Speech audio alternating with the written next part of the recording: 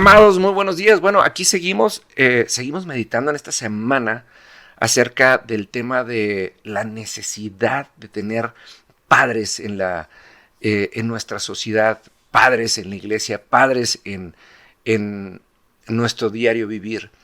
Y fíjese nada más, cuando Jesús vino a la tierra físicamente, Él se hizo padre de un grupo selecto, eran 12, a los cuales llamó discípulos. Pero en el momento en el que Jesús muere y resucita, Él llega con sus discípulos y les da una gran comisión. Y a partir de ese momento ellos dejan de llamarse discípulos y se empiezan a llamar apóstoles.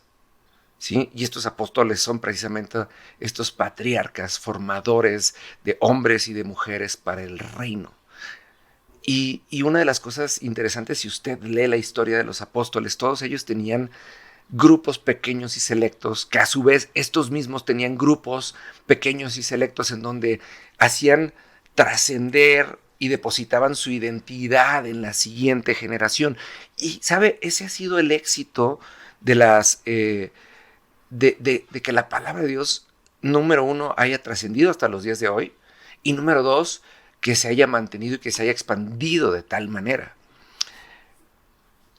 Un patriarcado sin identidad, sin intimidad, perdóneme, no tiene ningún sentido.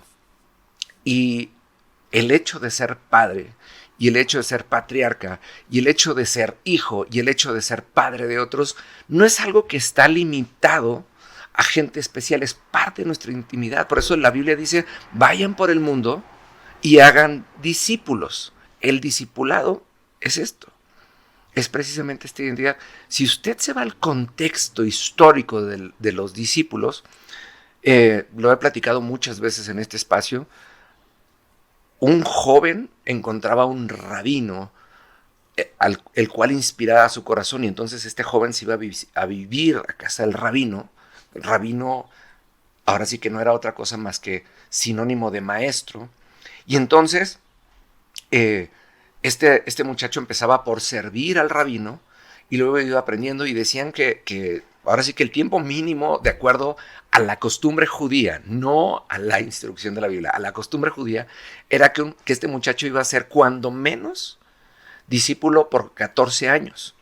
Entonces, cuando este muchacho iba aprendiendo, iban a llegar un momento en donde el rabino ya no tenía nada que enseñarle a su discípulo, y entonces lo que hacía este rabino es que llevaba al muchacho a un río de aguas corrientes y lo sumergía, llámese, lo bautizaba, que de ahí es de donde viene esta costumbre, y entonces lo sumergía en calidad de discípulo y lo sacaba en calidad de maestro, y en ese momento este muchacho era investido con un talit. El talit es este manto que vemos de la figura de Jesús muchas veces, que viene decorado con en púrpura y oro, y que era un distintivo de un maestro.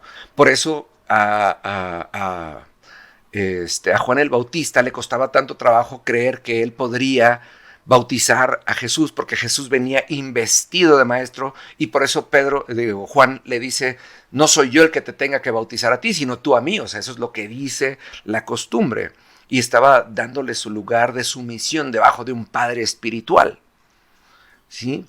Y Jesús le dijo, bueno, esto es que así es necesario en el espíritu, porque tenemos que romper con la tradición del hombre y empezar con la cultura del reino, porque el que tenía la autoridad del Espíritu Santo en aquel entonces era Juan el Bautista. Entonces le dijo, pues ahora sí que necesitamos cumplir primeramente con los hombres, y Jesús había cumplido con la tradición de los hombres y ahora tenía que cumplir con la cultura del reino.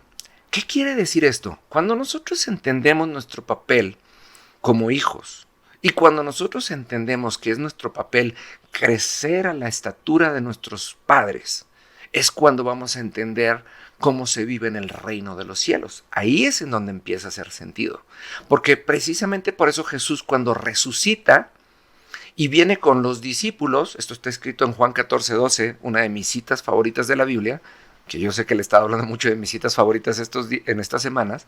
viene y le dice, las mismas cosas que yo hice, ustedes harán y aún mayores. Le está diciendo, ahora dejarán de ser mis hijos en el espíritu o en lo funcional, terrenal, y ustedes serán padres de otros. Entonces, por eso les deja luego la gran comisión: vayan por el mundo, hagan discípulos, bautícenlos en el nombre del Padre, del Hijo y del Espíritu Santo, y dice, y aquellos que creen los seguirán estas señales. Y entonces les da la función del patriarcado. Dice, echarán fuera demonios en mi nombre, hablarán nuevas lenguas, hollarán serpientes y escorpiones, y aún comerán cosa mortífera y no les hará daño. Y luego les dice, e incluso impondrán sus manos sobre los enfermos y estos sanarán. Esto es parte de nuestra identidad como padre.